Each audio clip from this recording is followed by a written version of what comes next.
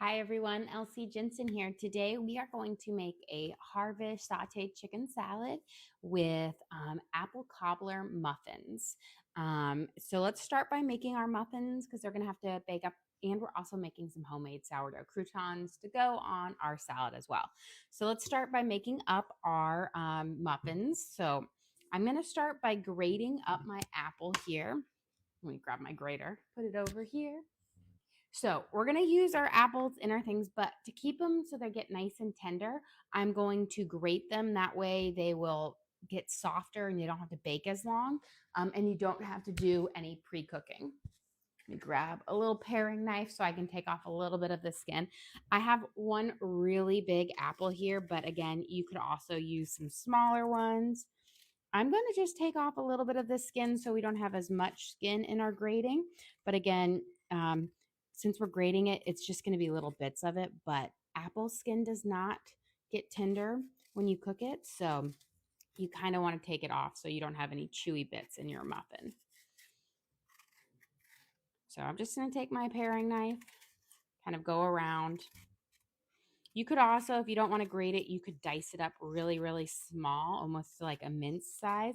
Problem is if you leave your apple pieces too big, they are going to be crunchy in your muffin, and grating it is going to allow them to be soft and tender in the amount of time it takes to bake them.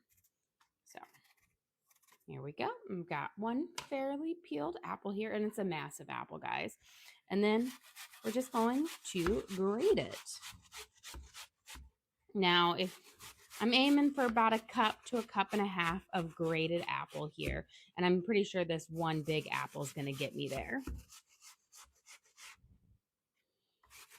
And again, this is one of our Jonathan apples from the apple orchard that we picked up.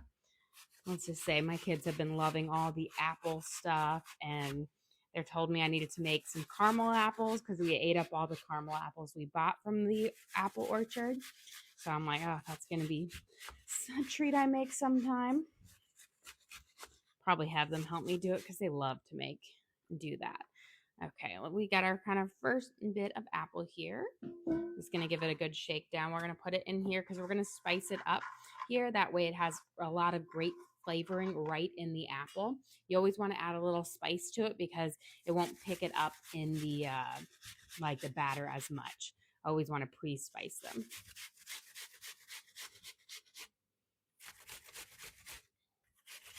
Okay. We're just going to pretty much get down to where we have just the core left. So voila. And you can see we get a good amount of apple from our base of this. Okay, let's slide this out of the way and let's get these guys spiced up so that they are ready to throw in our batter. We're going to use a little bit of brown sugar and a little bit of pumpkin pie spice to give it a nice flavor. We're also going to be putting some spice in our batter as well and in our crumb topping. We're just going to use a little bit of sugar to kind of sweeten them up. Maybe that's about a tablespoon of brown sugar, tablespoon and a half. You don't need very much, but a little bit to kind of get it to sweat. And then we want to use about a half a teaspoon of pumpkin pie spice to really flavor these up. So let me get my half a teaspoon.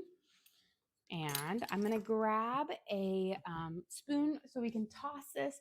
But this is going to be for our apple cobbler muffins. And then we're going to work on our sauteed chicken harvest salad. And we're going to make an apple cider vinaigrette to go with it, which I think will be so delicious. But again, let's get these tossed up so that they are ready to go in when we need them. Here we go. So they've got all that great flavor. Now we're going to work on our batter part for this, the wet part. So we're going to start with our sourdough discard. We are going to use a half a cup of sourdough discard. It can be active or be ready, to be discarded and fed. It doesn't matter so much because we're not using it for our leavening, but just to be able to get rid of some of it and add those good health benefits in. So we need 1/2 cup. There we go. Save this, put this over here. We're going to add in our discard. And then we're going to add in a half a cup of melted butter, which is the same as a stick. So we've got our butter here. And then we're going to add in a 1/4 cup of cream.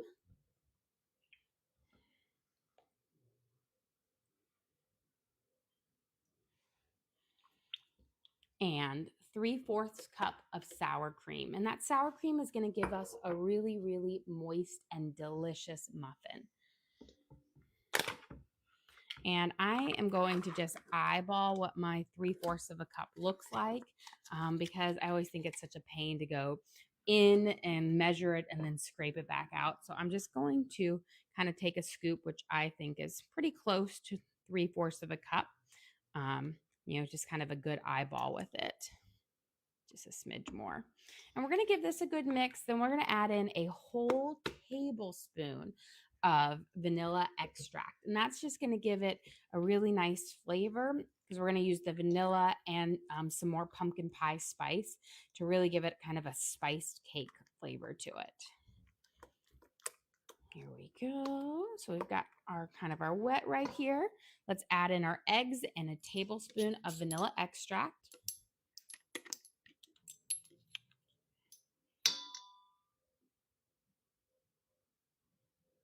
There we go. And then I have 2 eggs. We've got 1 and 2.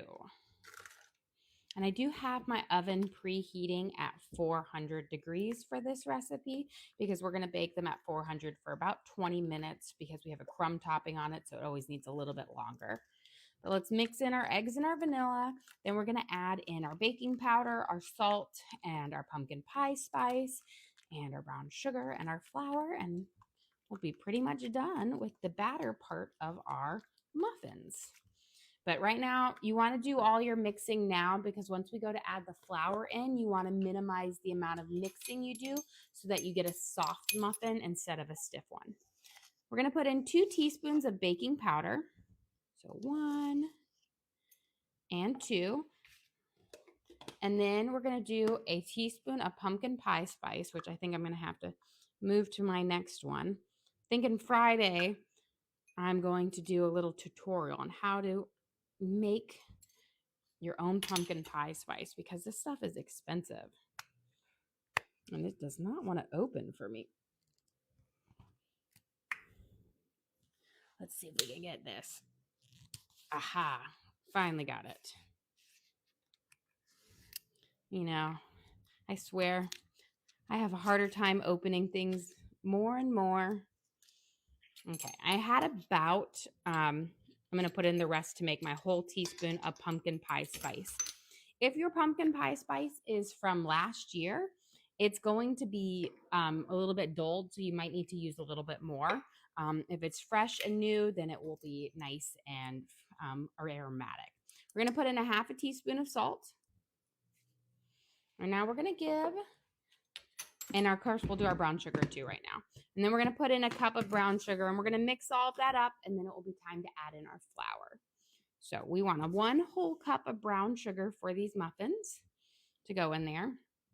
I like to use the brown sugar over granulated sugar because it gives it a golden color, a richer flavor from that molasses from the brown sugar. And I feel like it just plays really well with these kind of fall flavors. So let's give this a good mix in. Make sure all that baking powder gets dispersed through our wet base. Here we go. And now we're going to add in our flour. We're going to do 2 whole cups of all-purpose flour. Slide that over.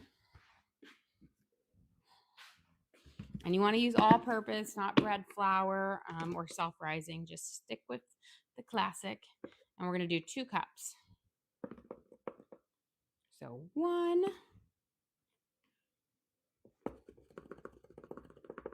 and 2. Let's give this a nice stir. I'm going to use some of this to make my streusel topping in just a little bit, but we're going to mix this up, and we're just going to mix it until it's just almost combined. I still want a little bit of flour kind of peeking through because then we're going to stir in our apple bits. So I'm going to stir it to just right here, and now we're going to put it in our shredded apples because that is going to allow us to mix it a little bit more in there, but we don't want to over mix it. So this was our big apple that we tossed with about a half a teaspoon of pumpkin pie spice and about, 1.5 to 2 tablespoons of brown sugar. So it'll be nice and seasoned up. Actually get all this out because I'm going to use this bowl for my crumb. Here we go.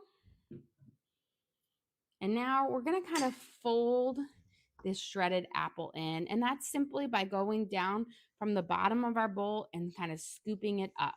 So you're folding that dough layer on top of it, or the batter layer on top of those apples. And this is just a way to mix in your ingredients without over mixing it, and also ensures that you get off all the stuff on the bottom of the pan. You have a question? What kind of apples? Those were Jonathan apples. So it was one big Jonathan apple that I, shredded up and then spiced with brown sugar and pumpkin pie spice. Jonathan apples, they're not common at the grocery store. We picked these from our apple orchard, but they are really great apple for baking and for eating. They're kind of great. If you don't have Jonathan's, Granny Smith is always a really great one to use. Okay, let's put our little muffin liners in, and then we'll scoop this in, and then we'll make our crumb to put on top, and we will be ready to have these pop into the oven and bake up. So I'm going to go through, and we're going to just kind of fill up. I'm actually going to go grab a metal spoon. I find it's much easier to fill these guys with a metal spoon. We're going to fill them up nice and high because we want a big domed muffin. Plus we'll have our crumb topping that will go on the top here in just a second after we make it. But, the best part of that muffin is that dome. So I'm going to come back. I'm going to first put a good scoop in each one, and then I'll come back over and even it out. But again, I like to fill my muffins up to the top so I get that beautiful dome, which is has all that kind of perfect crust, that top crust, which is my favorite part of the muffin. Here we go. And then this has, again, all that shredded apple in there. And because we shredded it, it should bake up and get nice and soft and tender, but we'll still have just that great apple flavor. You have a question? Are you going to post the full recipe? We will upload the link, or we'll upload our videos on the link on our page. So you'll always be able to rewatch this and recreate it. I haven't decided what my third recipe card for this week might be for my members, and this might be it. And we'll have to see. I always like to pick out what I think were the best recipes during the week to make my recipe cards for our members. But we will have the video available for everyone. And I try to make sure I go through every single step as I'm making them so that people can recreate them just by rewatching the videos. Okay. Let's go back through, and we're just going to even all of these out. Oops, made a bit of a mess on that one. Here we go. And with this is a nice thick batter because it is a butter based, but that's also going to allow it to kind of hold its form. It's not going to run out when it's baking and get all everywhere. These will get a nice, beautiful dome on them. Okay, just about finished. And then we'll make our crumb topping and pop these guys in the oven. Okay. Give my hands a quick rinse. And then let's make our crumb topping up. I'm just going to make it in the same bowl that we put our spiced shredded apples in. So for this, we are going to start with a 1/4 cup of melted butter. And then we're going to add in about a 1/3 cup of brown sugar. And then a 1/2 teaspoon of cinnamon. So for my 1/3 cup, I'm just going to kind of loosely fill it up and not pack it down to be around a 1/3. And then let's add in our cinnamon. I want about a 1/2 teaspoon of cinnamon, so I'm just going to do a little shake over it. This is going to give us a nice flavor to our crumb, which will be absolutely delicious. Let's give this a nice stir. Okay, you always want to make sure you mix it together before you add in the flour. Otherwise, you will have an uneven mixture of spice in your crumb. And now we're going to add in about a 1/2 cup of flour. And I want a crumb that's going to come together, and it will have some big crumbs and some little crumbs. If you pack it together, it will hold together. So you don't want it too floury, but you also want to have enough flour in it that it's not just a paste. Okay. Add just a smidge more.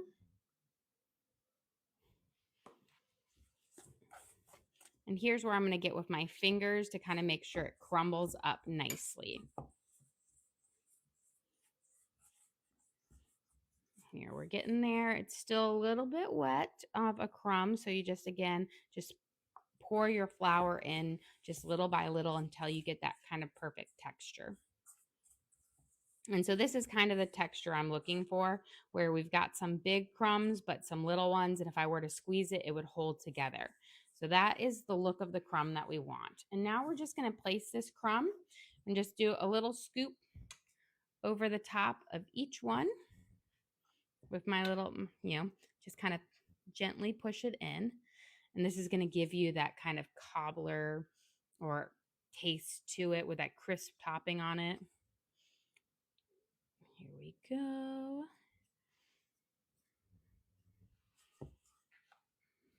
And then I always like to start over, and then we'll come back, and if we have extras, we'll just refill each one.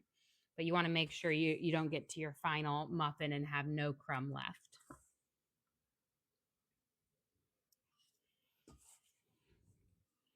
Here we go. And these are going to be so delicious. They're also made with our sourdough discard, so they're going to have that good gut health for it. Plus, you got a whole apple in there. It's a nice, good fall recipe. Do you have a question? Did you make this recipe up yourself? It is like I made it up myself, but I have like this good base muffin recipe that I use that I then alter it for all the different things. And that's kind of my base is my classic sour cream base that I use. And so there's kind of a trend in all of my muffins, but you change it up and you work with the ingredients over time to kind of figure out the exact ratios of things when you change things around. Like these are similar to the peach cobbler muffins I made this summer, but with some variations. And I think that's like once you find a good base, it's really easy to alter it and just manipulate it enough to kind of work with different ingredients and different flavor profiles, but to still get you that same great muffin. So we're going to put in our muffins at 400. And because these have a streusel topping, we're going to bake them for 20 minutes because that streusel topping kind of acts like an insulator. And that means you kind of need to bake it a little bit more because it kind of keeps it from getting all that direct heat right away. My normal sour cream and sourdough based muffins take about 18 minutes, but when you have that crumb topping, it takes a little bit longer. Okay, let's get I'm going to move this right over here, and we're going to get our chicken seasoned up so we can start sauteing it, and then we're going to make our salad and our vinaigrette for this. So I've got 2 big chicken breasts here. Oh, actually, before we do that, I want to get my croutons in the oven to toast up because those need a hot minute. So I've got a little bit of sourdough bread left over, which is I find is perfect for making croutons. It's not enough to really make a grilled cheese or anything out of it. We used part of this yesterday to make like our little cheese toasty to go on top of our French onion soup, but we're going to make our croutons now. So I'm just going to cut it up and then we'll cube it, and then we're going to toss it with a little bit of spices and olive oil, and then you just pop it in the oven to bake for about 10 or so minutes until it's kind of crisped up, and then as it cools, it kind of hardens up a little bit. But I will say, never just throw your little bits of sourdough away. You can make some delicious croutons with it, which are so good on like salads, or even throwing them in soups. When you make them up, it's also delicious. Okay.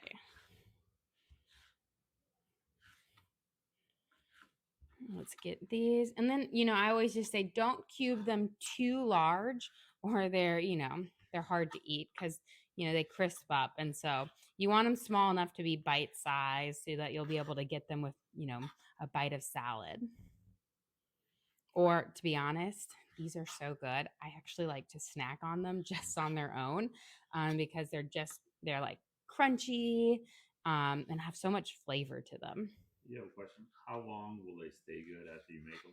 I find homemade croutons are good for about 1 to 2 days. This is not something that you want to make up, in big batches at a time because they will get soft after a while. Now, you could probably just pop them back in the oven and crisp up, but they keep their crunchiness for about a day or two, and then they start to get soft again.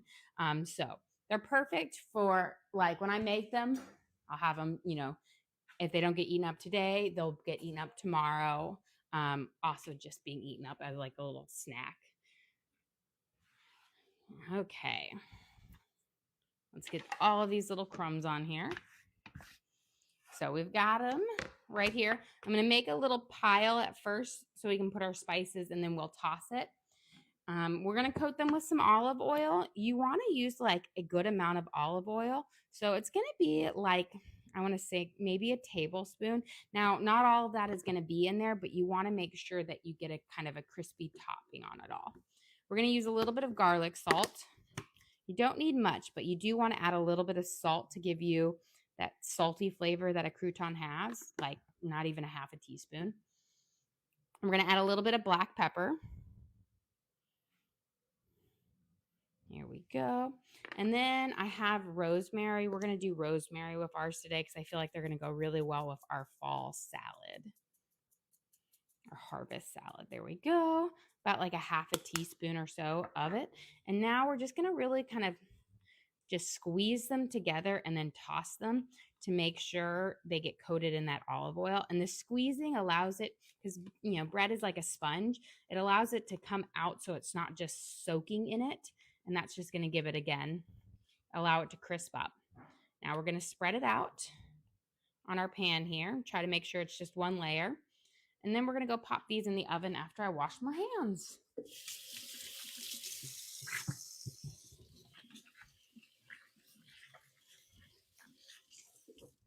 Okay. Let's go get these cooking up at, again, we're just going to cook them up at 400 in the oven with our muffins. You could also do them at 350 for a little bit longer. But these will be in here for about, 10 or so minutes. I'm just going to rotate my muffins right over here because you want them to get some nice direct heat. And let's check my watch so I know to come take them out. The key thing with croutons is you can't eat them the very second they come out of the oven. You've got to let them cool. So don't keep baking them when you take them out of the oven because they feel soft. Once they cool, they get the crunch to them. I think that's a common mistake people make. Is they're like, oh, these aren't crunchy yet. I need to toast them more. And I'm like, no, you'll over toast. You have a question? Is the top rack in the oven always the best? Really depends what you're cooking, but I prefer the top mat when I'm doing baked goods or, like crisping up things where I want it to get that direct heat on the top. Now, there are times where I don't, if I'm doing like a cheese crust on something but it has to cook a long time, like a lasagna. Um, then sometimes it's nice to have it on the second layer with a baking sheet or something above it that kind of prevents, you still get that heat through it all, but you don't get that really, strong heat right at the top of it, which can kind of burn your cheeses or whatnot. It's the same kind of the concept of adding like aluminum foil over the top of something, like lightly draping it to make sure you don't over brown your top. But if you want that golden things, yes, I prefer the top. Okay, we're gonna kind of, slice up our chicken here, and then we'll do a quick little marinade on it. I just want to make sure I want, small enough, kind of cube it up for our salads. Cut off any bit of fat that you see. Chicken fat just kind of gets rubbery when you're just, sauteing. It's not going to crisp up nicely. So just cut it off. Otherwise, you'll just have chewy pieces of meat. And then I'm just going to kind of cut it up and then cube it. But I always like to fillet my chicken breasts in half before I slice it up, because otherwise your cubes will be really, really thick. And this is going to allow you to, first of all, filleting it in half is going to make the meat more tender, more tender, because you're cutting it against the grain and you're breaking those fibers in there that make the meat more tough.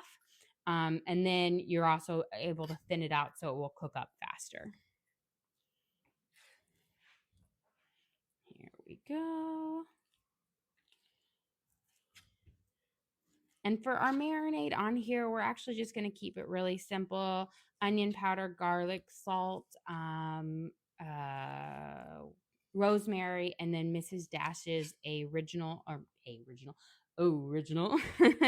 kind of blend, but keeping it simple. We're going to use the rosemary in it because I think the rosemary is just going to play really well with the apples in our salad. I feel like they flavor really well together. You have a question? Do you use kitchen shears?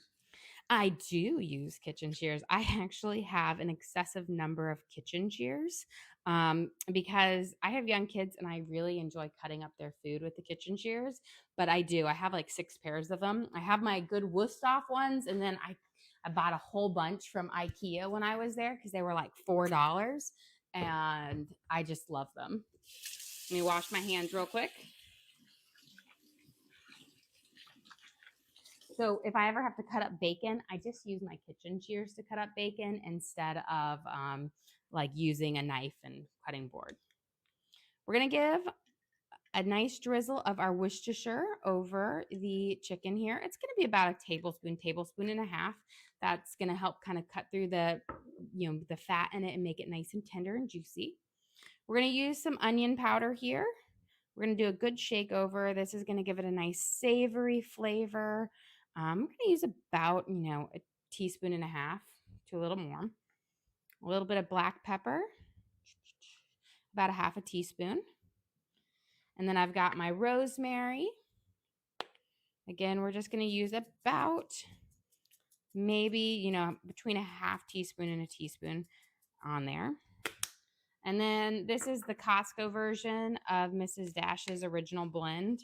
And it's just kind of a good everything spice. We're going to put about a teaspoon of this on here.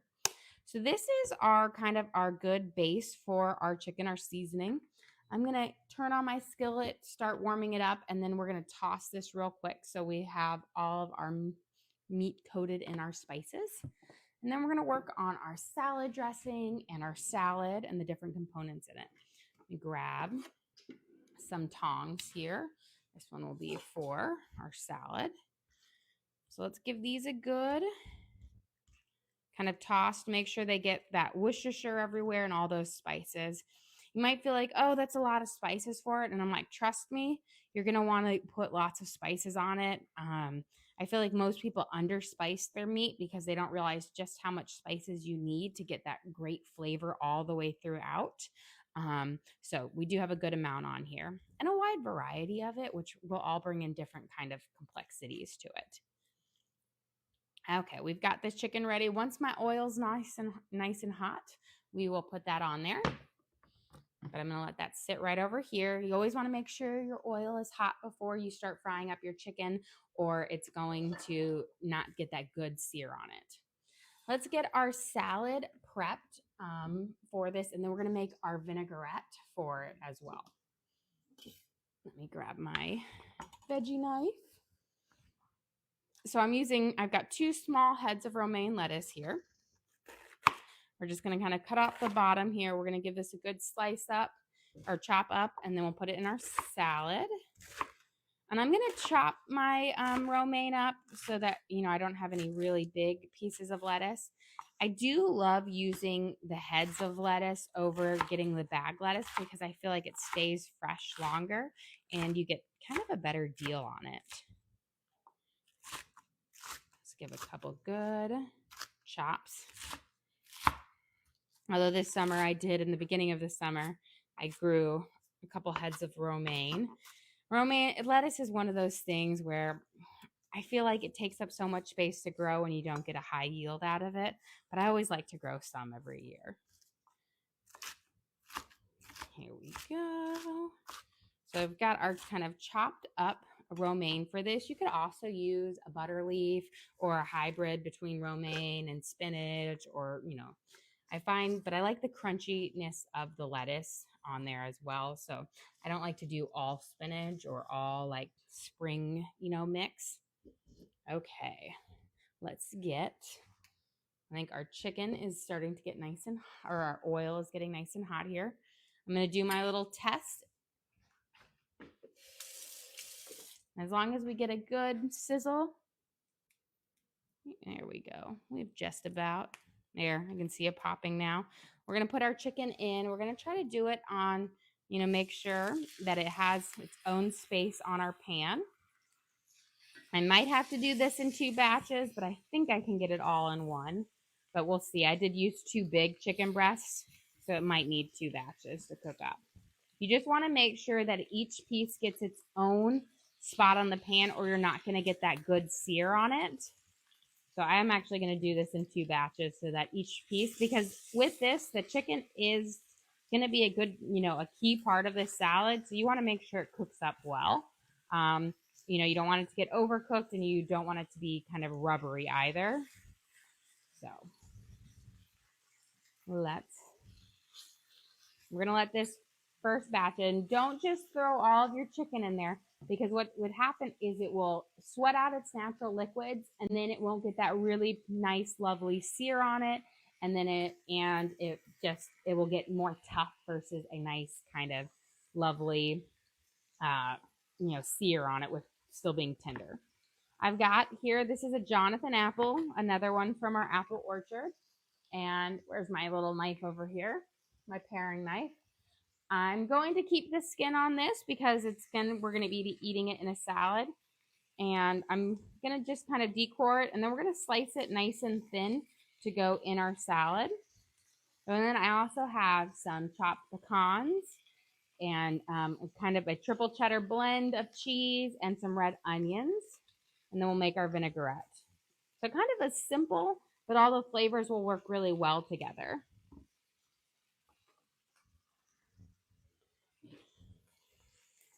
Okay. Let's see how I want to. And I'm cutting mine. I want them kind of thin, not too thick, because, you want your apples to be a crunch in there, but not a huge piece. There we go. That should be nice. Now, if you were going to make this salad ahead and not eat it right away, you'd want to toss your apple slices with a little bit of lemon and like a lemon juice water to keep it there. And in just a second, we're going to go grab on our croutons because it's been just about 10 minutes. So we'll get these all chopped up and then we'll go in there. The croutons are ones of those things you don't have to rush over there to get them out. If it takes a little bit longer, it takes a little, you know what I mean? They're not going to go bad fast. It's one of those things where it's like, it's actually kind of nice because, you know, you can crisp them up there and get to it when you need to. There we go. So we'll go grab our croutons, and then when we come back, we're going to flip our chicken. I'm going to turn it down while we wait. Give a good kind of rotation. Let's go grab those croutons. We'll take a little peek at our muffins while we're there.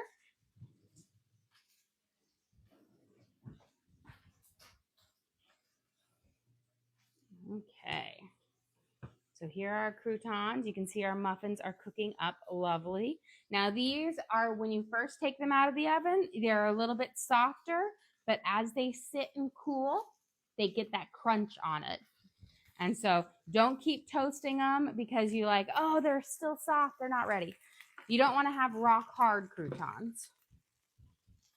Okay, let's get this chicken flipped. Let it saute on the other side. Beautiful. Looks like we're getting this nice kind of brown. See our perfect little sear on it. Lovely.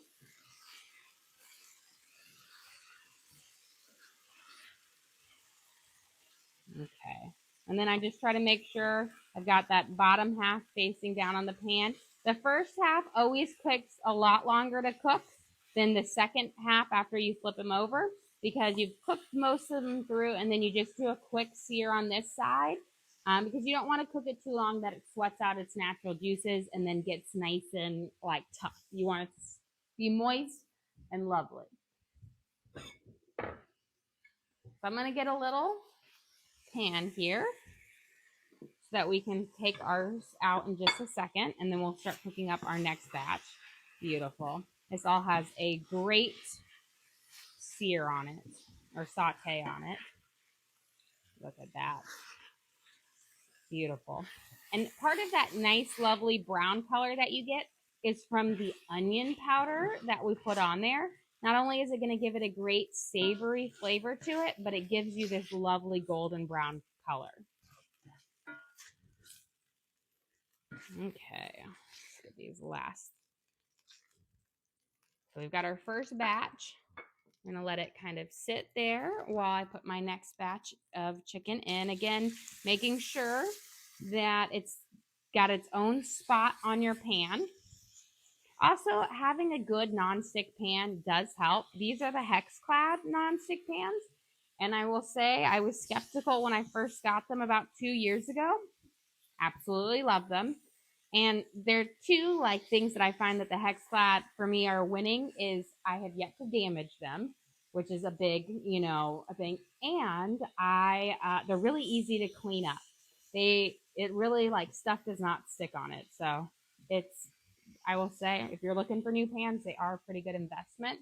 I like them so much I added them into my Amazon storefront because if I find a product that works well, I recommend it. We're going to let those saute. Actually, I don't need this anymore. Saute and cook through. Let's get our red onion, and then we're going to make our vinaigrette here. So I'm going to slice up our red onion nice and kind of thin strips here. I will say, you've got to use a red onion. You can't substitute this out for, any other type of onion. It just won't work well. I'm going to I don't need a whole lot. I just want enough to give a nice little crunch in here. So we're going to thinly slice it. And then I'm just going to do just a smaller little chop on it. And this is going to give you that, I'm going to cut off, that's a chewier part. This is going to give you that crunch from the onion as well as a little bit of that, more pungent flavor from it. But again, red onions are better eaten raw and on salads and dips, while yellow onions, Valdalia, sweet onions are better cooked. So let's add in our red onions here. And then let's go check on our muffins and see how they are. We'll see it, they might need a minute or two longer. I did open that oven twice, so we'll check on them, see if they're done. But every time you open up your oven, you lower the temperature down. So they may need it. We'll see. I'll check to see how they are, if they're nice and firm on the tops. Oh, you know what? These are good. You just never know. Sometimes if you open it up so many times, they might not get cooked all the way, but they're great. Do you make lunch for your parents as well? So I cook, and then I always make sure I have lots of leftovers. My parents don't come here during the day. They both work, but I watch their dog for them during the day. So when they come and pick up, they grab whatever tasty food I've made, and a lot of times they'll eat that for dinner or whatever we have. So I do always try to make enough for them to have it as well. And I always like to do things a little more bougie when my kids are off at school because they'll like more. But these are our apple cobbler muffins made with sourdough discard. We use one large Jonathan apple that we shredded so that it will stay nice and tender in the apple, and we tossed it with pumpkin pie spice. We also added vanilla and pumpkin pie spice in the batter and used brown sugar to give it that nice molasses flavor, and then of course made a delicious crumb topping for it. Yo has a question for you. What's for dinner tonight? Oh, I don't know what's for dinner tonight. I'm still thinking about it. I was sitting there and I'm like, I've got to plan ahead because I said, oh, tonight's a long soccer night. So I'm not 100% sure yet, but I'm formulating it. I haven't even figured out what protein I'm using. So, but I have options. I've got chicken and like chicken in the fridge. I've got ground beef. My daughter's been begging me for scallops again, so I might do something with scallops because I haven't done that in a hot minute. And maybe with scallops. She asks almost on like a daily, can we have scallops? Can we have scallops? And the other day I told her, I said scallop potatoes, and she thought I meant scallops and potatoes, and she was so disappointed when there was no scallops at dinner. I was like, I said scallop potatoes. Okay, let's get our things. Let's make our vinaigrette here because our chicken is just about done. Here. So I'm going to use my little vinaigrette maker. We are going to be doing kind of for our harvesting, we're going to do an apple cider vinaigrette. So I'm actually probably going to use up the rest of this apple cider for this. Let me see what it gets it at. Perfect. So about a 1/4 cup of apple cider vinegar, not apple cider vinegar. Let's give this a quick toss. These are done. So I'm going to turn this off, and then we can add these into our bowl. You don't want to just leave them in your pan because your pan is hot and it will continue cooking them. And then they'll go from tender and juicy to hard and rubbery. Now, if you want chicken that's even more tender, use chicken thighs, boneless, skinless chicken thighs. They have a higher fat content in them than the chicken breast, so they are a much more tender chicken. You have a question? Do you guys ever eat out? We do. We eat out about every Friday. We either go out to eat or we do takeout. That's kind of our, things, because Fridays are just like my the week is over day. But yes, so we do about once a week. And then when we're on tournaments, it's typically a lot more because when we're out and about, that's life. Okay, we've got a 1/4 of a cup of our apple cider vinegar. We're going to use a 1/4 a cup of olive oil in here. Here we go.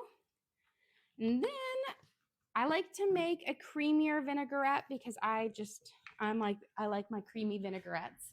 So I'm going to add in a little bit of mayo. It's a great way to make it creamier, but not be full mayo based like a true ranch. I'm going to add in about,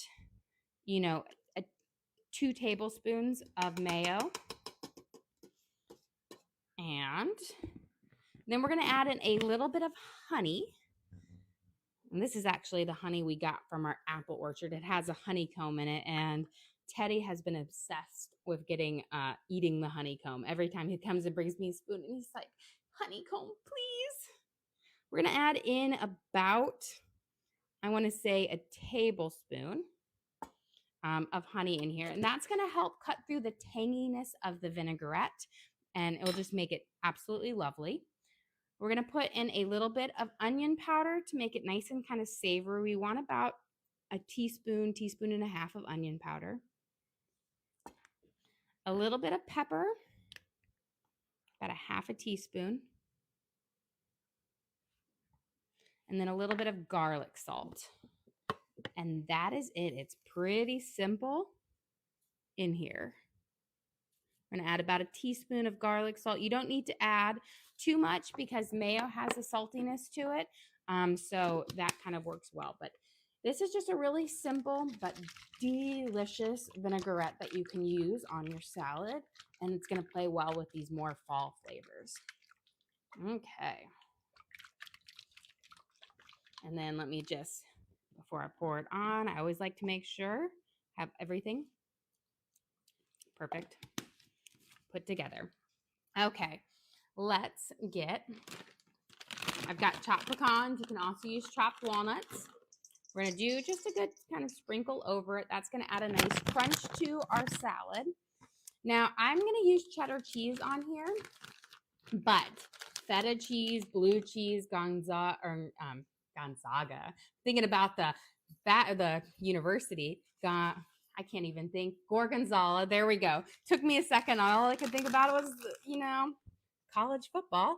But I find cheddar cheese pairs really well with the apples, and I love it. Apple and cheddar, they just kind of work well together. We can now build up our salad, and we're going to plate everything up. So let me go grab a plate. And guess what, guys?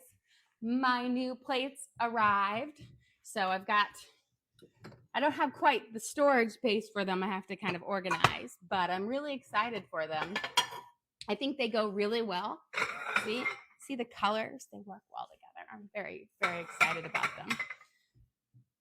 But we're going to use our new plates because they came today. And let's serve up our salad, and we'll put it on here. So let's toss up first we're going to toss it up. So we've got our apple cider vinaigrette here that has our honey in it, apple cider vinegar, a little bit of onion powder, garlic salt, black pepper, and a little toss of honey. We're going to give it a nice kind of toss it around. The mayo in it gives it just a little bit of a creaminess, which I love, but it's not a super heavy vinaigrette. Here we go. Now, let's scoop out our salad. We used romaine lettuce. We sliced up our Jonathan apple, put some pecans in here, red onions, and just all this deliciousness. And then we've got our sautéed chicken that we seasoned up with rosemary, onion powder, garlic salt. So it'll have that nice kind of harvest flavor to it. And then we're going to take a nice handful of our homemade sourdough croutons that are nice and crunchy, but delicious. And they've got that rosemary flavor on it. And then, of course, we have our apple cobbler muffin made with sourdough discard. It has pumpkin pie spice in it, shredded apples, and brown sugar for that nice molasses flavor as our little dessert with lunch today. Well, guys, thank you so much for joining us here today. Don't forget to like and subscribe. I try to do live cooking shows every single day, kind of show you what we're making for our family and hopefully teach you guys something along the way. Again, we do upload all of our videos to the link on our page. So if you ever want to recreate any of these recipes at home, you can just go to that link, search for what we made. So we have our harvest sauteed chicken salad with our sourdough croutons and our sourdough apple cobbler muffins. And you could always, watch and cook along with me again. We also have a link to our Amazon storefront that has all of our different cooking gears and gadgets in it. I've got my knives, my cutting boards, I've got my Hexclad pans in there. All the different gadgets I use in the kitchen, I have in there if you're interested in what we use. But again, thank you so much for joining us here today. Don't forget to like and subscribe.